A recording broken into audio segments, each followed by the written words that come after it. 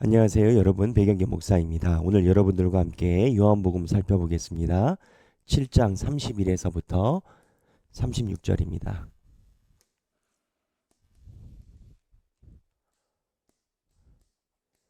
7장 31절 요한복음 7장 31에서부터 36절입니다. 어저께 봤었던 본문의 상황이 뭐였죠? 예수님을 잡으려고 하는데 예루살렘 성에 있는 주민들, 토착민들이 예수님을 잡아야 되는 이유에 특이한 자기들만의 주장을 가지고 얘기를 하는 현상을 봤죠. 지금 저희가 전반적으로 다 요한복음이 이야기하는 것은 예수님을 중심으로 인한 분쟁인 겁니다. 예수님을 중심으로 한 시시비비가 계속 있는 건 거예요. 요한복음은 이 부분을 자세하게 설명을 해놨어요. 그런데 이 시시비비가 정말 신앙적인 관점에서 볼 때 안타까운 것은 예수님의 표적이 있는 상태에서 있다라는 거예요. 요한복음이 무엇을 얘기를 하느냐? 신앙은 내가 믿거나 논리적으로 이해된다라고 주어지는 게 아니라라는 겁니다.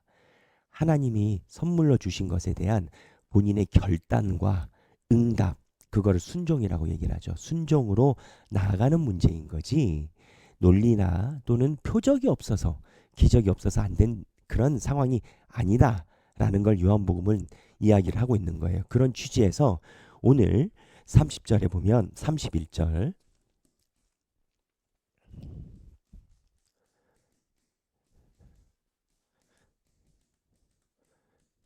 31절입니다.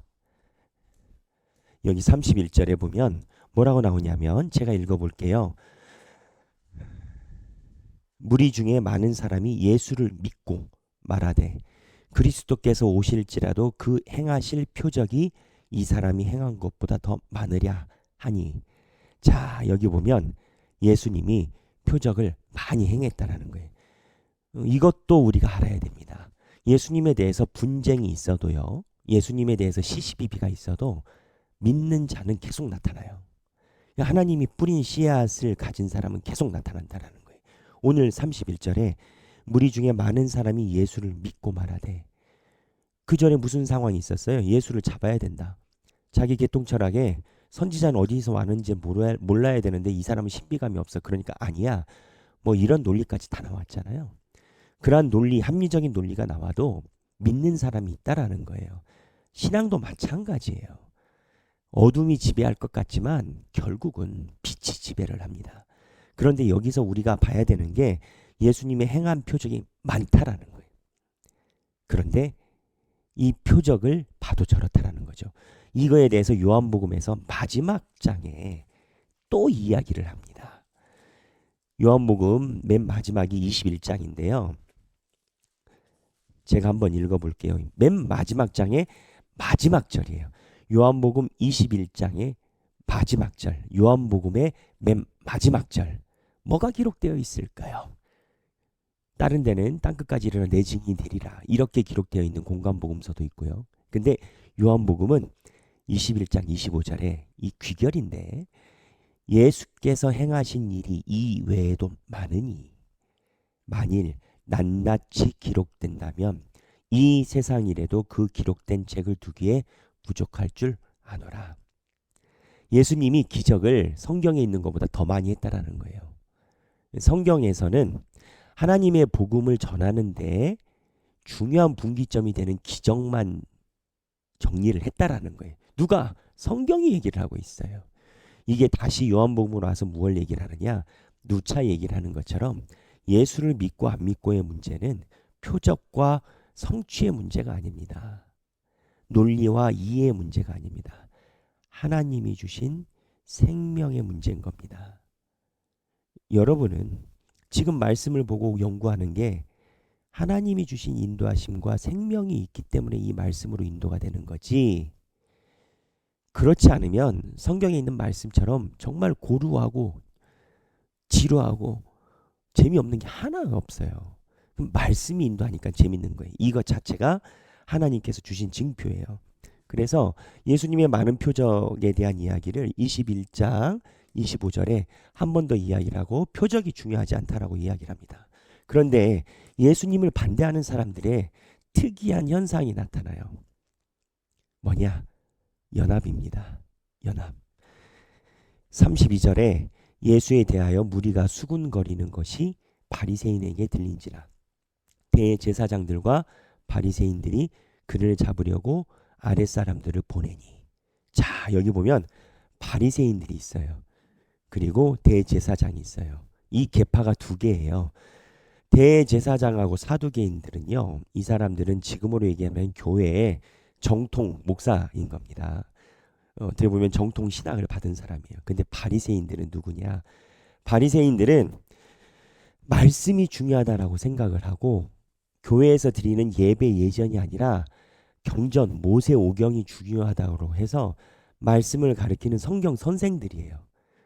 그러니까 성전에서 집례를 하는 대제사장과 사두개인 입장에서는 바리새인이 마음에 안 드는 거예요.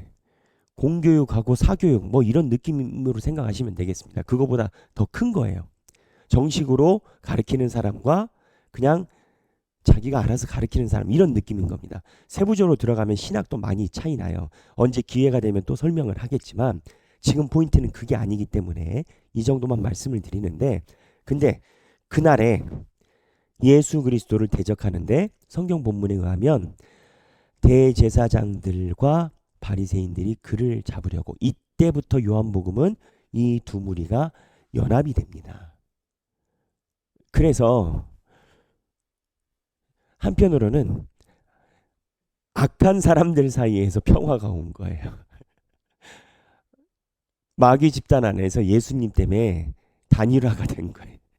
예수님을 대적하려고 단일화가 된 거예요. 일단 예수 잡아야 되니까 서로 싸우는데 하나가 된 거예요. 제가 이렇게 웃으면서 얘기 드리는 이유가 있어요. 자, 생각을 잘 해보세요. 모이기를 힘쓰라. 성경에 나오죠? 그쵸? 모이기를 힘쓰는 게 뭐예요? 서로 사랑하여 한 공동체가 되라. 그게 연합 아니겠어요? 그러면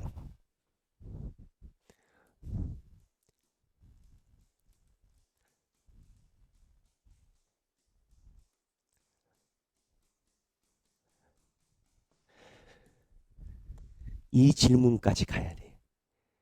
무슨 얘기냐? 연합이라는 것 자체는요, 마귀도 있고 우리도 있어요. 마귀도 연합했어요. 마귀의 평화를 가져왔어요. 우리는요, 우리는 성경에서 하나님이 모이기를 힘쓰고 한 교회가 되라고 해요. 모인 것 자체로 교회를 구분하지 못한다라는 겁니다.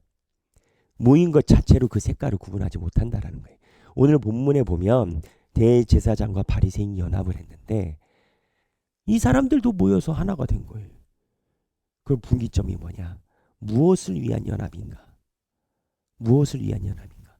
목적이 중요하다는 거예요. 자, 그럼 목적의 견지에서 살펴볼게요. 목적의 견지에서 바리새인과 사두개인의 연합은 왜 모였어요? 그들은 예수 그리스도가 권력을 잡을 것처럼 여겨지고 자기들의 세가 약해질 것을 우려해서 연합한 겁니다. 그들의 목적은 자기 세의 확정입니다. 근데 초대교회 교인들의 목적은 뭐였어요? 초대교회 교인들의 목적은 새 확정이 아니라 하나님 나라를 위한 헌신입니다. 그래서 모여있다라고 해서 그게 모든 걸 나누는 게 아니라 목적이 무엇이냐가 성경에서는 이야기를 하는 거예요. 바리새인과 사두개인들도 연합을 했다라는 거예요. 그래서 우리는 여기에서 하나를 알아야 됩니다. 우리의 모임이 하나님이 보실 때 칭찬받을 만한 합당한 모임이 되어야 돼요. 그래서 저희 하길교회는 말씀 묵상과 말씀 나눔을 목장 모임의 주안점으로 삼고 있는 이유가 그건 겁니다. 그게 없으면요, 그게 없다고 없는 게 아니라 다른 연합이 생겨요. 바리새인과 사두개인의 연합이 되든지 아니면 초대교회 모이기를 힘쓰는 연합이 되든지, 여하튼 이 본문에서 이러한 연합에 대한 현상이 나타나고 있다는 거예요. 그런데 이렇게 쭉 보니까 예수님이 33절에 예수께서 이르시되 내가 너희와 함께 조금 더 있다가 나를 보내신 이에게로 돌아가겠노라. 영적인 걸 얘기를 하시는 거예요. 천국인 거죠. 34절 너희가 나를 찾아도 만나지 못할 터이요 나 있는 곳에 오지도 못하리라 하시니. 정황을 잘 살펴보세요. 바리새인과 사두개인이 예수를 잡으려고 지금 아랫사람들을 보낸 거예요. 체포조로 보냈다고요. 이쪽에서 한쪽에선 유대인들이 예수 못 이겨서 끙끙거리고 있고 지금 사람들이 모인 곳에서 이쪽에서 예루살렘 터줏대감들은 어디서 왔는지 아는데 제가 왜 선지자야. 우리는 수도권에 사는데 쟤는 지방에서 온 애인데 아유 어떻게 지방에서 온 애가 뭐 이런 식으로 뭐 말도 안 되는 개똥 철학하고 있고 바리새인과 대제사장이 연합해서 보낸 사람이 있는 거예요. 그때 예수님이 무엇을 얘기를 하느냐 그 상황을 잘 그려보세요. 영적인 걸 얘기를 해요. 하나님 앞에 가고 너희가 나를 찾아도 만나지 못할 터이요 나 있는 곳에 오지도 못하리라.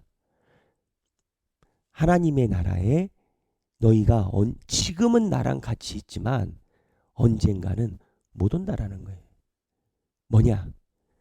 예수님이 때를 이야기를 하고 있어요. 생각하기.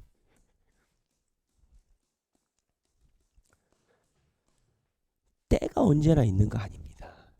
하나님이 언제나 부르시고 자동문처럼 이게 아니라라는 거예요. 오늘 예수님의 말씀에 의하면 예수님이 내가 너희와 함께 있을 때가 있다라는 거예요. 이 말을 얘기하시는 이유가 뭐겠어요? 내가 너희와 함께 있는 때를 놓치지 말라라는 거예요. 천국문이 닫힌다라는 거예요. 마태, 마가, 누가에 보면 열처녀 비유 나오잖아요. 준비되지 않은 처녀들은 문이 닫혀서 잔치에 못 들어간다고 예수님이 직접 얘기를 하잖아요. 저는 이 때를 우리가 한번 생각을 해봐야 된다는 거예요. 여러분, 우리가 이렇게 말씀에 집중하는 때가 귀한 때인 거예요. 하나님이 하늘의 문을 열고 말씀에 집중하게 하시고 무언가 헌신에 나가게 하시는 때가 있어요. 시대와 때를 분별할 줄 알아야 돼요. 열심히 봐야 돼요. 열심히 실천하고 기도해야 돼요. 그럴 때가 있어요. 목사님들도 마찬가지예요. 목사님들이 소명을 받을 때 목사님들이 기도할 때가 있어요. 그 다음에 공부할 때가 있어요. 사역할 때가 있어요. 근데 이 때에 해야 되는 것을 놓치면 목회자들도 힘들어요. 하나님이 부른 때 제때 가야 돼. 그래서 여기 보면 본문에 유대인들이 이 얘기 들으니까 또 돌려쳐요. 유대인들이 서로 묻 때 이 사람이 어디로 가기에 우리가 그를 만나지 못하리요. 헬라인 중에 흩어져 사는 자들에게 가서 헬라인을 가르칠 터인가. 비꼬아요. 헬라인 중에 흩어져 사는 자들에게 가서 헬라인을 가르칠 건가. 어디 간다고 하니까 예수님의 생명의 말씀을 생명으로 안 받고 있는 거예요. 어디 간다고 하지. 어디 간다고 하니까 비꼬아서 헬라인이 어디냐면 타지. 지금으로 얘기하면 교포. 거기 갈 거냐. 근데 이거 역설이 있어요, 여러분. 나중에 초대교회가 헬라인들한테 가잖아요. 그리고 성령이 움직이잖아요. 이 사람들은 비꾸면서 얘기를 했지만 비꾼 게 이루어지는 거예요. 이거 굉장히 신비한, 잘 생각해 보세요. 예수를 비꼬아서 얘기를 했는데 그게 나아갈 비전인 거예요. 예수를 비꼬았는데 그게 하나님이 원하시는 방향인 건 거예요. 자기네들은 자기 앞에서 모든 것이 입에 뚫린 대로 얘기를 하면 다 될 걸로 하지만 이러한 순간에도 하나님이 그 입술에서 하나님의 비전을 이야기를 하고 있는 거예요. 입술에서. 36절 나를 찾아도 만나지 못할 터이요 나 있는 곳에 오지도 못하리라 한 이 말이 무슨 말이냐 하니라. 이제 예수님이 한 소리예요. 아까 때에 관련돼서 이야기를 한 거예요. 나중에 만나고 싶어도 못 만난다는 거예요. 이 사람들 예수 만났겠습니까? 못 만났어요. 제가 부족한 목회 경력이지만 이렇게 살펴보면 교인들도 성경 말씀이나 하나님 말씀에 집중할 때가 있습니다. 그리고 하나님이 오히려 그러한 신앙을 주려고 인생에 전환점을 주기도 해요. 저는 그게 우리 하길교회예요. 저뿐만 아니라 여러분들도 마찬가지예요. 근데 그 때를 놓치는 경우가 있어요. 하나님이 하길교회와 또는 우리가 말씀을 보는 거에 그 때를 놓치는 경우가 있어요. 놓치면 안 돼요. 하나님도 우리에게 말씀과 신앙의 기본을 갖추고자 하시는 때의 시대라고 저는 생각을 해요. 오늘 생각하기 내가 하나님이 부르신 때는 언제였는가? 이미 BT를 보고 말씀 훈련을 하고 계신 분들은 신앙에 경주를 하고 계신 분이에요. 저는 그렇게 봅니다. 제가 뭐 얼마나 대단한 강사겠어요. 저는 유명한 인터넷 강사들 보면서 아주 혀를 내둘러요. 야, 저 사람들 강의 잘한다. 저는 그렇게 못하잖아요. 그런데 하나님께서 여러분들을 이렇게 말씀 보게 하시는 것은 만날 만한 때이신 거예요. 그래서 내 안에 간증이라면 간증이겠습니다.